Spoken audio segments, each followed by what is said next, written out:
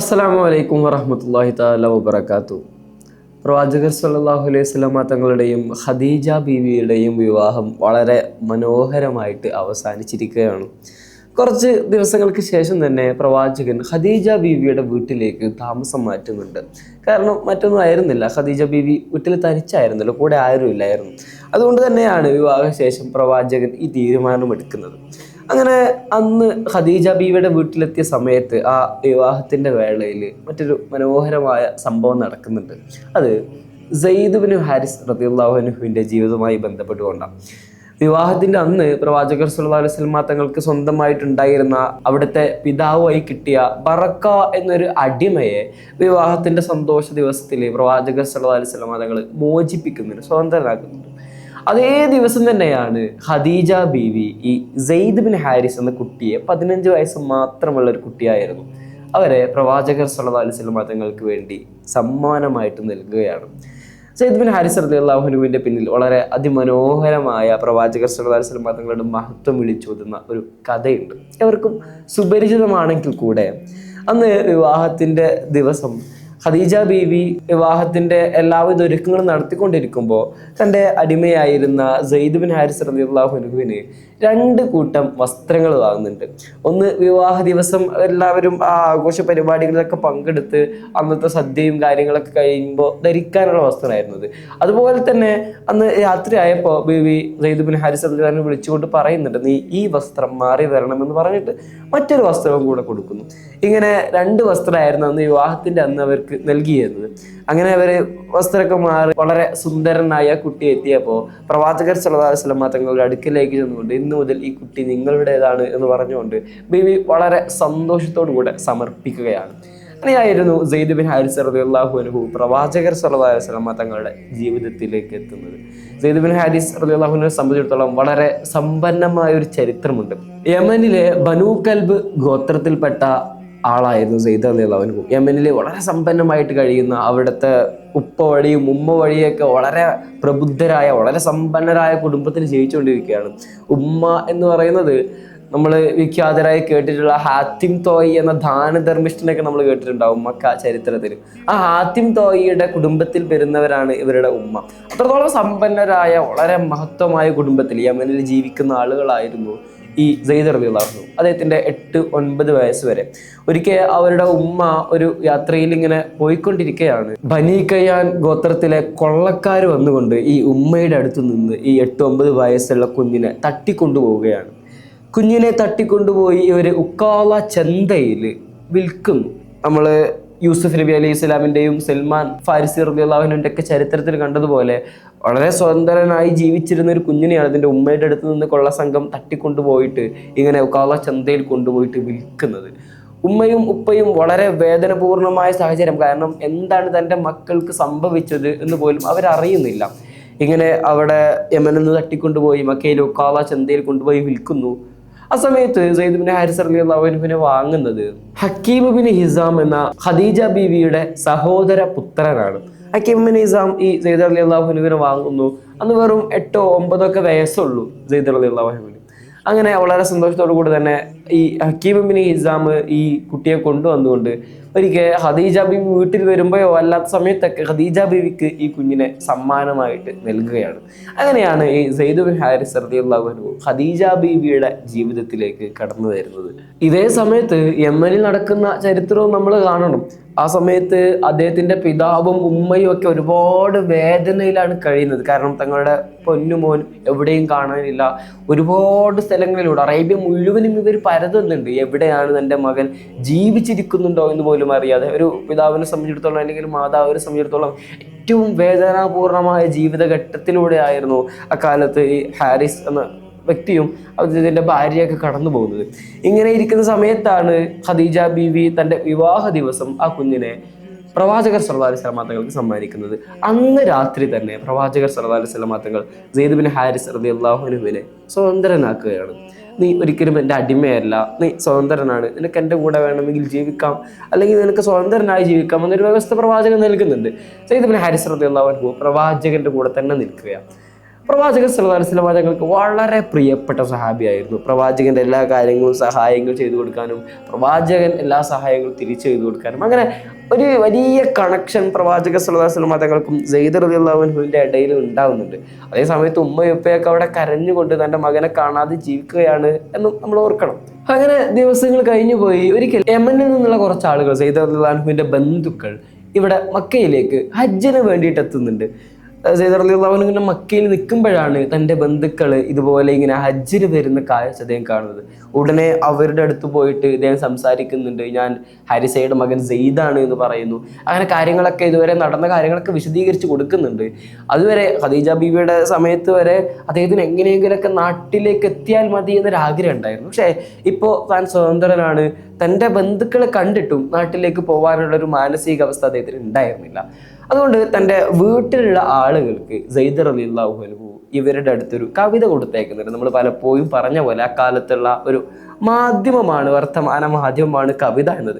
ഇവിടെ നിന്നൊരു കാര്യം അറിയിക്കാനുണ്ടെങ്കിൽ കൂടെ ആളുകൾ എന്ത് ചെയ്യും, ഒരു കവിത എഴുതിയിട്ടാണ് ആളുകൾക്ക് പകർന്നു കൊടുക്കുക. അങ്ങനെ തൻ്റെ വീട്ടിലുള്ള തൻ്റെ ഉമ്മക്കും ഉപ്പക്കും വേണ്ടിയിട്ട് ഈ ബന്ധുക്കളുടെ അടുത്ത് സെയ്ദ് റളിയല്ലാഹു അൻഹു വളരെ മനോഹരമായ ഒരു കവിത കൊടുത്തേക്കുന്നുണ്ട്. അത് ഇങ്ങനെയാണ്: ഏറെ ദൂരെയാണ് ഞാനെങ്കിലും എൻ്റെ വാക്കുകൾ എൻ്റെ ജനതയിലേക്ക് ഇതാ.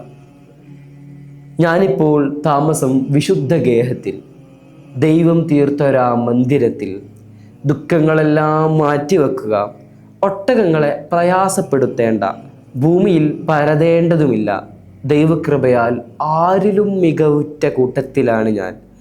രാപ്പകൽ തീർക്കുന്നതെന്ന സൽവാർത്ത സഹർഷമറിയുവിൻ പ്രിയ ബന്ധുക്കളെ എന്ന് പറഞ്ഞുകൊണ്ട്, നിങ്ങൾ ഇനി സങ്കടപ്പെടേണ്ടതോ വിഷമിക്കേണ്ടോ കാര്യങ്ങളോ ഒന്നുമില്ല. എന്നെ തിരഞ്ഞ് നിങ്ങൾ പല മരുഭൂമികളിലൂടെ അലഞ്ഞ് ഒട്ടകങ്ങളെ ബുദ്ധിമുട്ടിക്കേണ്ടതില്ല. ലോകത്തിൽ ഏറ്റവും മനോഹരമായ, ഏറ്റവും ഉത്കൃഷ്ടനായ ഒരു വ്യക്തിയുടെ അടുത്താണ് താൻ താമസിക്കുന്നത് എന്നൊരു സന്തോഷ വാർത്ത സെയ്ദ് റളിയല്ലാഹു അൻഹു തൻ്റെ ഈ വന്ന ബന്ധുക്കളുടെ അടുത്ത് തൻ്റെ വീട്ടിലേക്ക് കൊടുത്തയക്കുന്നുണ്ട്. ഈ ആളുകൾ ഉടനെ എന്ത് ചെയ്യുന്നു, യമനിലെത്തുന്നു. ബനൂ കൽബ് ഗോത്രത്തിൽപ്പെട്ട തൻ്റെ പിതാവിനോടും മാതാവിനോടൊക്കെ ഈ വിവരം അറിയിക്കുന്നതോടുകൂടെ ഇവർക്ക് വളരെ സന്തോഷമായി. കാരണം തങ്ങളുടെ മകൻ ജീവിച്ചിരിക്കുന്നുണ്ടല്ലോ, മക്കയിലാണെങ്കിൽ കൂടെ അദ്ദേഹം ജീവിച്ചിരിക്കുന്നുണ്ടല്ലോ എന്ന വാർത്ത അവരെ വളരെ സന്തോഷിപ്പിച്ചു. ഉടനെ സെയ്ദ് റളിയല്ലാഹു അൻഹുവിൻ്റെ പിതാവ് ഹാരിസയും അവിടുത്തെ അമ്മാവനും പ്രവാചകനെ കാണാൻ വേണ്ടിയിട്ട് അറേബ്യയിലേക്ക്, മക്കയിലേക്ക് വരികയാണ്. കാരണം തൻ്റെ മകനെ തിരിച്ചു കൊണ്ടുപോകാൻ വേണ്ടിയിട്ട് അവര് പ്രവാചകന്റെ അടുത്തേക്ക് എത്തുമ്പോൾ പ്രവാചകൻ കഅബയുടെ നിഴലിൽ ഇങ്ങനെ ഇരിക്കുകയായിരുന്നു ഒരു ദിവസം. ആ സമയത്താണ് ഇവർ വരുന്നത്. ഇവര് പ്രവാചകന്റെ അടുത്തെത്തിയിട്ട് പ്രവാചകർ സല്ലല്ലാഹു അലൈഹി വസല്ലം തങ്ങൾ ഒരുപാട് പുകഴ്ത്തി ഇങ്ങനെ സംസാരിക്കുകയാണ്.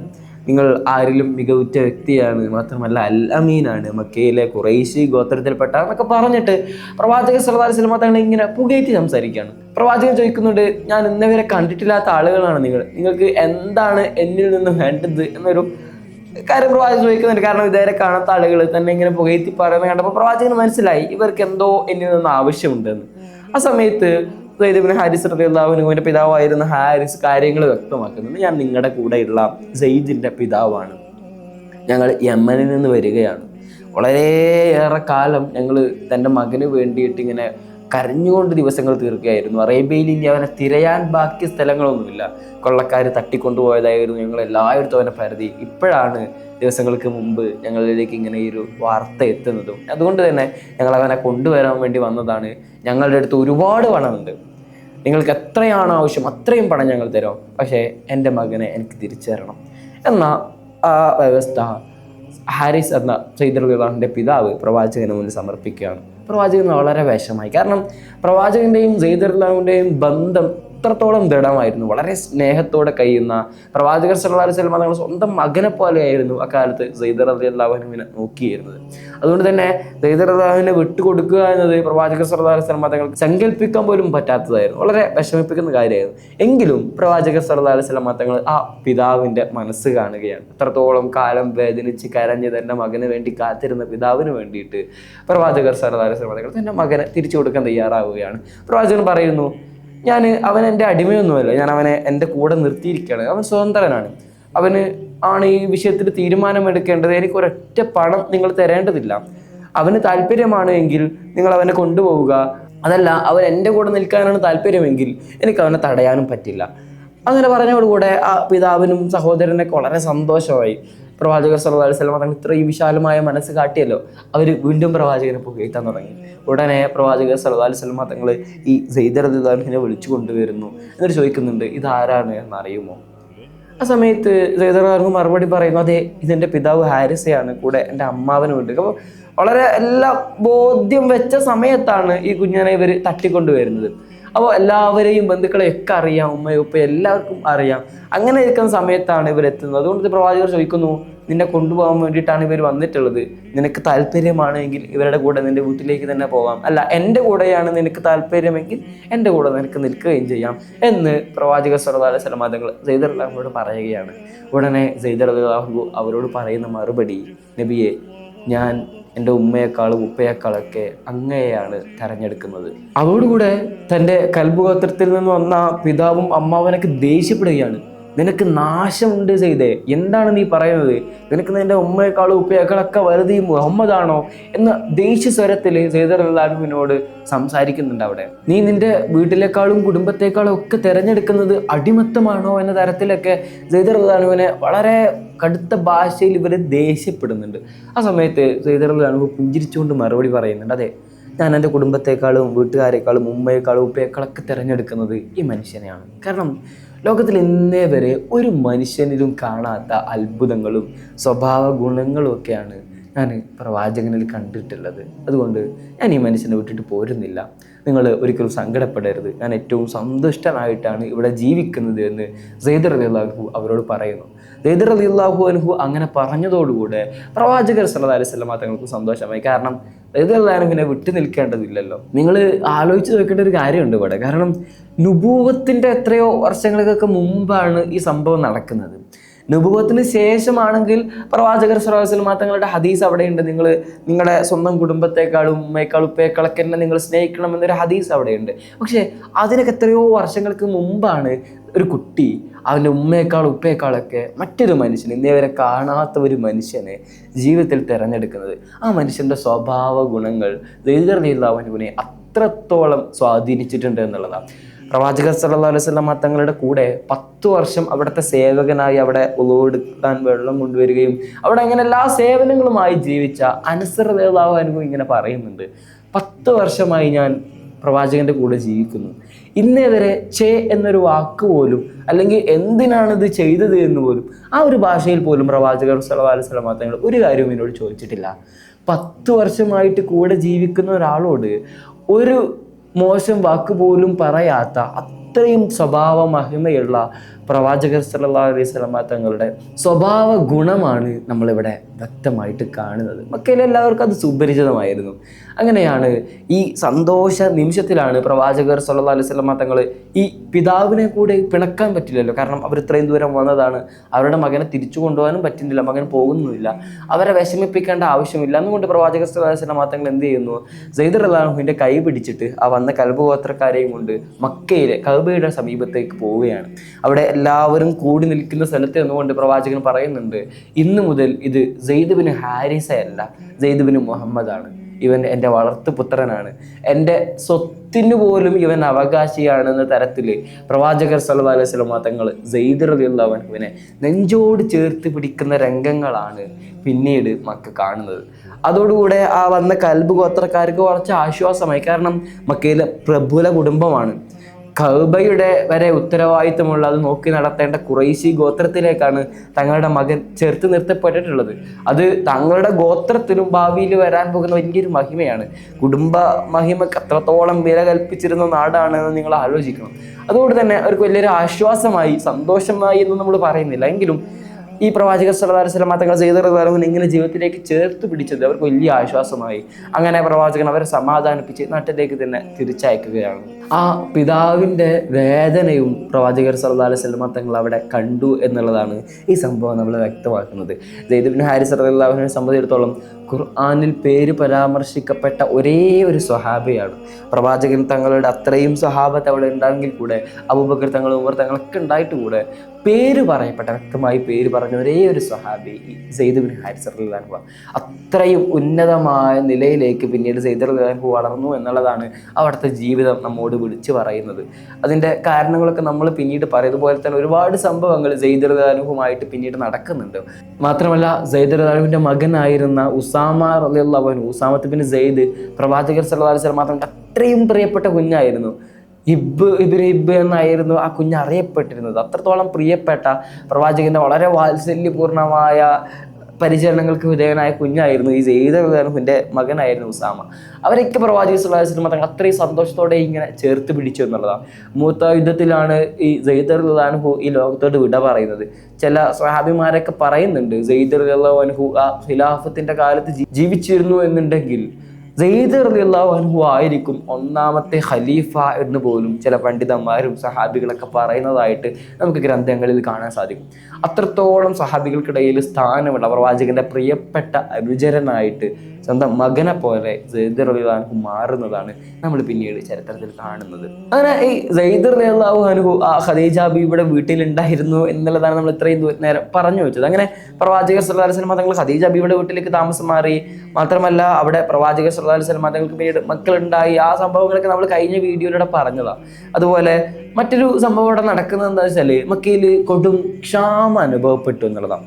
പട്ടിണി അനുഭവപ്പെട്ടു, കഴിക്കാൻ വെള്ളമില്ല, ഭക്ഷണമില്ല, അങ്ങനെ കൊടും പട്ടിണിയിലേക്ക് ആ നാട് മാറിപ്പോയി. ആ സമയത്ത് അബൂ ത്വാലിബിനെ സംബന്ധിച്ചിടത്തോളം അദ്ദേഹം വളരെ ദരിദ്രനായിട്ട് ജീവിക്കുകയാണ്. 6 മക്കളുണ്ട്. ഈ പട്ടിണി കൂടെ വന്നപ്പോൾ അവർക്ക് താങ്ങാൻ പറ്റാത്ത അവസ്ഥയായി. പ്രവാചകർ സല്ലല്ലാഹു അലൈഹി വസല്ലം തങ്ങൾ ഇപ്പോൾ ഖദീജ ബീവി വിവാഹം ചെയ്തതിനു ശേഷം കുറച്ച് സാമ്പത്തികമായ നേട്ടങ്ങളൊക്കെ ഉണ്ടായിട്ടുണ്ട്. പ്രവാചകൻ വീണ്ടും കച്ചവടം ചെയ്യാനൊക്കെ പോകുന്നുണ്ട്. അങ്ങനെ ഒരുപാട് സാമ്പത്തികമായ നേട്ടങ്ങൾ ഉണ്ടാവുന്നുണ്ട്. ആ സമയത്ത് ഈ അബൂ ത്വാലിബിനെ സഹായിക്കണം, ഇത്രയും കാലം തന്നെ പോറ്റി വളർത്തിയ പിതാവായിരുന്നു അബൂ ത്വാലിബ്. അതുകൊണ്ട് തന്നെ അബൂ ത്വാലിബിനെ സഹായിക്കാൻ വേണ്ടിയിട്ട് പ്രവാചകൻ തീരുമാനിക്കുകയാണ്. ഇങ്ങനെ ഒരു ക്ഷാമകാലം കൂടെ വന്നപ്പോൾ പ്രവാചകർ സല്ലല്ലാഹു അലൈഹി വസല്ലം തങ്ങൾ അതിന് തീരുമാനിച്ചു. അങ്ങനെ അബ്ബാസ് റളിയല്ലാഹു അൻഹുവിൻ്റെ അടുത്തേക്ക് പോകുന്നുണ്ട് പ്രവാചകൻ. അങ്ങനെ അബ്ബാസ് റളിയല്ലാഹു അൻഹുമായിട്ട് ഈ വിഷയങ്ങളൊക്കെ ചർച്ച ചെയ്യുന്നു. എന്നിട്ട് അവർ നേരെ അബൂ ത്വാലിബിൻ്റെ അടുത്തേക്കാണ് പോകുന്നത്. എന്നിട്ട് പറയുന്നുണ്ട്, ഞങ്ങൾ നിങ്ങളുടെ മക്കളെ 2 പേരെ ഏറ്റെടുക്കാൻ തയ്യാറായിട്ട് വന്നതാണ്, നിങ്ങൾക്കത് വലിയൊരു ആശ്വാസമായിരിക്കും. അബൂ ത്വാലിബ് സ്നേഹത്തോടു കൂടി സമ്മാനിച്ചു. അങ്ങനെ പ്രവാചകർ സല്ലല്ലാഹു അലൈഹി വസല്ലം തങ്ങൾ അലി ഇബ്നു അബീ ത്വാലിബ്, അലി റളിയല്ലാഹു അൻഹുവിനെയും അബ്ബാസ് റളിയല്ലാഹു അൻഹു, ജഅഫർ റളിയല്ലാഹു അൻഹുവിനെയും ഏറ്റെടുക്കുകയാണ്. അലി റളിയല്ലാഹു അൻഹുവിന് അന്ന് 10 വയസ്സിന്റെ താഴെ മാത്രമാണ് പ്രായം. അത്രയും ചെറിയ കുട്ടിയാണ് പ്രവാചകൻ ഏറ്റെടുക്കുന്നത്. അങ്ങനെ അലി റളിയല്ലാഹു അൻഹുവിനെ ഖദീജ ബീവിയുടെ വീട്ടിലേക്ക് കൊണ്ടുവരികയാണ്. അങ്ങനെ വീട്ടിലുണ്ടായിരുന്നത് ഖദീജ ബീവി, അതുപോലെ ഈ സെയ്ദ് റളിയല്ലാഹു അൻഹു, അലി റളിയല്ലാഹു അൻഹു തുടങ്ങിയ തന്നെ പിന്നെ സ്വന്തം മക്കള്, ഇവരൊക്കെ ആയിരുന്നു അന്ന് പ്രവാചകർ സല്ലല്ലാഹു അലൈഹി വസല്ലം തങ്ങളുടെ വീട്ടിലുണ്ടായിരുന്നത്. പ്രവാചകനെ സംബന്ധിച്ചിടത്തോളം ആ വരൾച്ച കാലം എന്നുള്ളത് മറ്റൊരു മനോഹരമായ സംഭവം അവിടെ നടക്കുന്നത്. ഹലീമ ബീവി ഒരിക്കൽ ഖദീജ ബീവിയുടെ വീട്ടിലേക്ക് എത്തുന്നുണ്ട്. പ്രവാചകർ സല്ലല്ലാഹു അലൈഹി വസല്ലം തങ്ങൾ അഥവാ തൻ്റെ പോറ്റുമകൻ്റെ വിവാഹം മക്കയിലെ വലിയ ഖുറൈശി സ്ത്രീയുമായിട്ട് സമ്പന്നയായിട്ട് കഴിഞ്ഞു എന്നറിഞ്ഞ വളരെ സന്തോഷ വാർത്തയുമായിട്ടാണ് ഹലീമ ബീവി ആ സമയത്ത്, വിവാഹത്തിന് തൊട്ട് ശേഷം ഹലീമ ബീവി ഒന്ന് വരുന്നുണ്ട്. അങ്ങനെ വരികയും, കാരണം അത്രയും ദരിദ്രനായ കുഞ്ഞായിരുന്നു മുലയൂട്ടുന്ന സമയത്ത് പ്രവാചകർ സല്ലല്ലാഹു അലൈഹി വസല്ലം തങ്ങൾ. ആ ചരിത്രമൊക്കെ നമ്മൾ നേരത്തെ പറഞ്ഞതാണ്. ആരും ഏറ്റെടുക്കാത്ത ഒരു കുഞ്ഞായിരുന്നു പ്രവാചകൻ. അവരെയാണ് ദരിദ്രയായ ഈ ഹലീമ ബീവി ഏറ്റെടുക്കുന്നത്. അതുകൊണ്ട് തന്നെ ഇങ്ങനെ വളരെ മക്കയിലെ വളരെ പ്രബലയായ സമ്പന്നയായ കുടുംബത്തിലേക്ക് പ്രവാചകർ സല്ലല്ലാഹു അലൈഹി വസല്ലം തങ്ങളുടെ വിവാഹം കഴിഞ്ഞു എന്ന സന്തോഷ വാർത്ത കൂടെയാണ് അവർ മക്കയിലേക്ക് എത്തുന്നത്. ഖദീജ ബീവി തൻ്റെ ഭർത്താവിൻ്റെ ഉമ്മയെ, പോറ്റുമ്മയെ വളരെ സ്നേഹത്തോടെ തന്നെ സ്വീകരിക്കുന്നുണ്ട്. നല്ല ഭക്ഷണങ്ങൾ നൽകുന്നുണ്ട്. മാത്രമല്ല നിരവധി ഒട്ടകങ്ങളെയും അവർ തിരിച്ച് പോകുന്ന സമയത്ത് അവർക്ക് വേണ്ടിയിട്ട് നൽകുന്നുണ്ട്. ഇതിന് ശേഷം പിന്നീട് ഒരിക്കൽ ഈ ഒരു ക്ഷാമകാലത്താണ്, നമ്മൾ നേരത്തെ പറഞ്ഞ ക്ഷാമകാലത്താണ് ഹലീമ ബീവി ഒരിക്കൽ കൂടെ ഖദീജ ബീവിയുടെ വീട്ടിലേക്ക് എത്തുന്നത്. അന്ന് അവർ തിരിച്ചു പോകുന്ന നേരം 40 ഒട്ടകങ്ങളെയും കൂടെ സഞ്ചരിക്കാൻ ഒരു ഒട്ടകത്തെയും അങ്ങനെയൊക്കെ ഖദീജ ബീവി ഈ ഹലീമ ബീവിക്ക് നൽകുന്നുണ്ട്. അത്രയും സ്നേഹത്തോടുകൂടെയാണ് പ്രവാചകർ സല്ലല്ലാഹു അലൈഹി വസല്ലം തങ്ങളും ഖദീജ ബീവിയും ഹലീമ ബീവിയെ സ്വീകരിച്ചതെന്ന് നമുക്ക് ചരിത്ര ഗ്രന്ഥങ്ങളിൽ കാണാൻ സാധിക്കും. എൻ്റെ പോറ്റുമ്മക്ക് പ്രവാചകനും ഭാര്യയൊക്കെ അത്രത്തോളം സ്ഥാനം നൽകിയിരുന്നു. അതുപോലെ വീട്ടിലുണ്ടായിരുന്ന മറ്റു അംഗങ്ങൾ, ഖദീജ ബീവിയുടെ മുൻപ് മക്കൾ, അവരുടെ മുൻ ഭർത്താക്കന്മാരുണ്ടായിരുന്ന ഹാല, ഹിന്ദ് എന്ന മക്കളെ പറ്റിയൊക്കെ നമ്മൾ പറഞ്ഞിരുന്നു. ചില ഗ്രന്ഥങ്ങളിൽ നമുക്ക് കാണാൻ സാധിക്കും അവർ ആ വീട്ടിലുണ്ടായിരുന്നു എങ്കിൽ ചില ഗ്രന്ഥങ്ങളിൽ കാണാൻ സാധിക്കും അവർ അവരുടെ പിതാവിൻ്റെ കുടുംബത്തിലാണ്. മക്കയിൽ സ്വാഭാവികമായും അങ്ങനെ വരാനാണ് കൂടുതൽ സാധ്യത. കാരണം പിതാവ് മരിച്ചു കഴിഞ്ഞാൽ അവർ പിതാവിൻ്റെ കുടുംബത്തിലാണ് പിന്നീട് വളർത്തപ്പെടുന്നത്. അത് നമ്മൾ ഹാഷിം മരിച്ച ഉടനെ പിന്നീട് ഈ അബ്ദുൽ മുത്തലിബിന്റെ ജീവിത സാഹചര്യവുമായി ബന്ധപ്പെട്ടുകൊണ്ട് നമ്മൾ അവിടെ സൂചിപ്പിച്ചിരുന്നു, പിതാവിന്റെ കുടുംബത്തിലാണ് അവർ വളർത്തപ്പെടുന്നതെന്ന്. അതുപോലെ തന്നെയാണ് ഇവിടെ സംഭവിക്കുന്നത്. ഖദീജ ബീവിയുടെ വിവാഹം കഴിഞ്ഞതോടുകൂടെ അവർ ഹല ഇന്ത് എന്ന മക്കള് അവരുടെ ഭർത്താവിന്റെ വീട്ടിലായിരുന്നു എന്നും ചില ഗ്രന്ഥങ്ങൾ നമുക്ക് കാണാൻ സാധിക്കും. അങ്ങനെ ഇതായിരുന്നു ആ വീടിനെ സംബന്ധിച്ച് പറയാൻ. അങ്ങനെ വളരെ മനോഹരമായിട്ട് അവരുടെ ദാമ്പത്യ ജീവിതം ഇങ്ങനെ മുന്നോട്ട് പോവുകയാണ്. ദാമ്പത്യ ജീവിതത്തെ പറ്റി പിന്നീട് വലിയ കൂട്ടിങ്ങളൊന്നും നമുക്ക് ഗ്രന്ഥങ്ങളിൽ കാണാൻ സാധിക്കുന്നില്ല. അതിൽ ഏറ്റവും എടുത്തുദ്ധരിക്കേണ്ട ഒരു കാര്യം, പ്രവാചകർ സല്ലല്ലാഹു അലൈഹി വസല്ലമ തങ്ങളുടെ അയൽവാസിയായിരുന്ന ഒരു വ്യക്തി പ്രവാചകർ സല്ലല്ലാഹു അലൈഹി വസല്ലമ തങ്ങളെ പറ്റി പറയുന്ന ഒരു വാക്യമാണ്. അഥവാ 10-15 വർഷക്കാലം പ്രവാചകർ സല്ലല്ലാഹു അലൈഹി വസല്ലമ തങ്ങളുടെ അയൽവാസിയായിട്ട് ഞാൻ ജീവിച്ചിട്ട് ഇന്നേ വരെ പ്രവാചകന്റെ ശബ്ദം അവിടെ നിന്ന് ഉയർന്നതായിട്ട് ഞങ്ങൾ കേട്ടിട്ടില്ല എന്ന് ആ അയൽവാസി പ്രവാചകർ സല്ലല്ലാഹു അലൈഹി വസല്ലമ തങ്ങളെയും ഖദീജ ബീവിയെയും പറ്റി പറയുന്നുണ്ട്. ആ ദാമ്പത്യ ജീവിതത്തിൻ്റെ മനോഹരമായ ഏടുകളാണ് ആ അയൽവാസിയുടെ വാക്കുകളിൽ നിന്ന് നമ്മൾ മനസ്സിലാക്കിയെടുക്കുന്നത്. ഒരേ ഒരു തവണ മാത്രമാണ് പ്രവാചകർ സല്ലല്ലാഹു അലൈഹി വസല്ലമ തങ്ങളുടെ ശബ്ദം ഉയർന്നതായിട്ട് ഞാൻ കേട്ടിട്ടുള്ളത്. അന്ന് ഇത്രയും ദൂരത്തൊന്നല്ല വീടുകൾ, തൊട്ടടുത്ത വീടുകളായിരിക്കും അയൽവാസികൾ എന്നൊക്കെ പറഞ്ഞാൽ. ആ സാഹചര്യത്തിൽ കൂടെയാണ് ഇന്നേ വരെ അവരുടെ ശബ്ദം ഉയർന്ന് കേട്ടിട്ടില്ല എന്ന് പറയുന്നത്.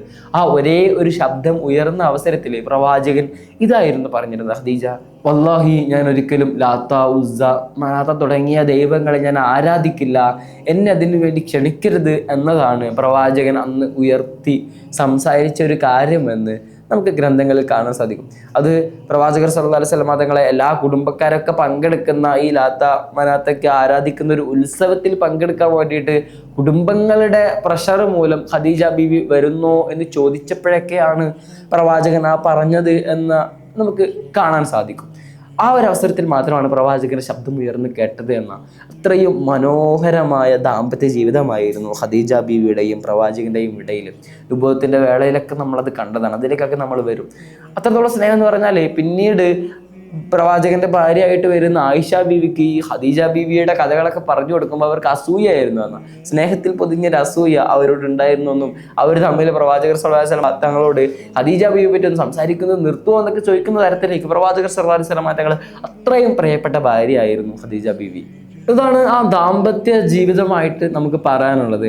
അല്ലാഹു സുബ്ഹാനഹു വ തആല ഇതൊക്കെ പഠിക്കാനും അതൊക്കെ ജീവിതത്തിൽ പിന്തുടരാനൊക്കെ നമുക്ക് ഒരുപാട് തൗഫീഖുകൾ നൽകുമാറാകട്ടെ. മാത്രമല്ല പ്രവാചകർ സല്ലല്ലാഹു അലൈഹി വസല്ലം തങ്ങളെ സ്വപ്നത്തിൽ കാണുന്ന മഹാഭാഗ്യമായി നമ്മൾ ഉൾപ്പെടുത്തുമാറാകട്ടെ. മാത്രമല്ല കഅബയിലേക്ക് എത്താനും ഹജ്ജും ഉംറയൊക്കെ, പരിശുദ്ധമായ ഹജ്ജും ഉംറയൊക്കെ അത് സ്വീകരിക്കപ്പെടുന്ന തരത്തിൽ ചെയ്യാനൊക്കെ അല്ലാഹു നമുക്ക് തൗഫീഖ് നൽകുമാറാകട്ടെ. നമ്മൾ പ്രാർത്ഥിച്ചുകൊണ്ട് നമ്മൾ അവസാനിപ്പിക്കുകയാണ്. അതിന് ഭംഗിയായിട്ട് ഇത് പൂർത്തീകരിക്കാൻ തൗഫീഖ് നൽകുമാറാകട്ടെ എന്ന് പ്രാർത്ഥിച്ചുകൊണ്ട് നമ്മൾ അവസാനിപ്പിക്കുന്നു. അസ്സലാമു അലൈക്കും വറഹ്മത്തുള്ളാഹി തആല വബറകാതുഹു.